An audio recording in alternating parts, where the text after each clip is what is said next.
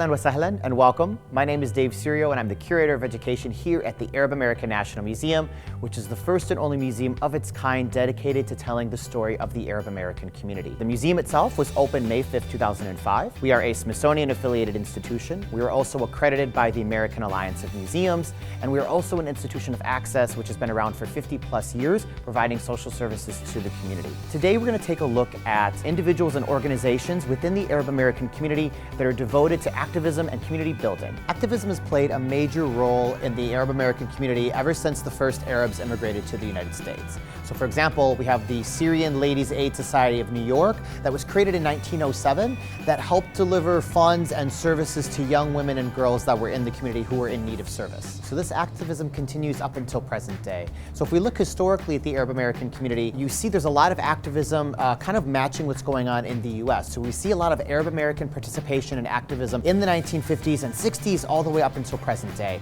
We highlight a couple of stories, specifically in the 1960s, that really speaks to what's going on in the country at large. For example, one of the stories we highlight is of Kay Elder, whose family is very well known in the community. So Kay Elder was one of many folks who successfully stopped the bulldozing of homes in the south end of Dearborn. The south end is where a lot of new immigrant families go, whether they were Arab or non-Arab, but it was known as a safe haven for a lot of new immigrant families. And in the 1960s, there were companies that wanted to bulldoze some of these homes, and so Kay Elder, along with other activists, successfully stopped this bulldozing.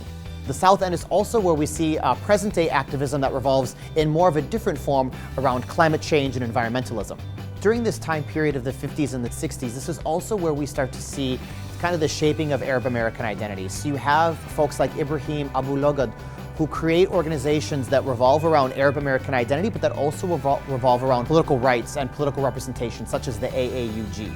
You also have folks kind of outside of the 60s, a little bit more into the 70s and 80s, who are fighting for representation and are more, entrenched in activism. For example, we have Naji Daifullah, who's very well known in the community, who was from Yemen, who marched with Cesar Chavez to fight for better working conditions for folks who were working in the farms out in California. He learned Spanish, he also learned English, and of course he spoke Arabic, so he was able to kind of help rally the Spanish speakers, the English speakers, and the Arabic speakers to kind of come together for better treatment, better pay for those who were working in the farms. And we all know Cesar Chavez is a pretty big character. What you might know is that Arab Americans also played a role marching along with Cesar Chavez. One of the exhibits in our museum is our activism wall, where you'll see different causes that Arab Americans are connected to, even again up until present day, where you have organizations and causes that Arab Americans connect to. For example, many Arab Americans are currently fighting to have a box on the census as of right now, because Arab Americans are considered to be white folks on the census, so we're trying to get a box on the census to represent kind of who we are. There's other causes that are a little bit more focused on a specific group within the Arab American community, such as the Palestinian cause or fighting against war in Yemen or in Iraq. There's also causes that bridge other communities together, right? So we see, for example, a lot of Free Palestine activists that are working with Black Lives Matter activists.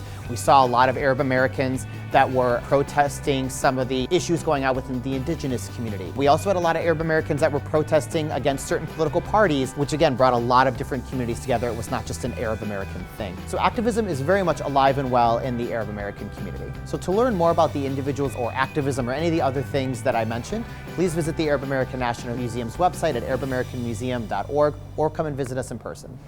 This program was made possible by a grant from CTN, the Community Telecommunications Network.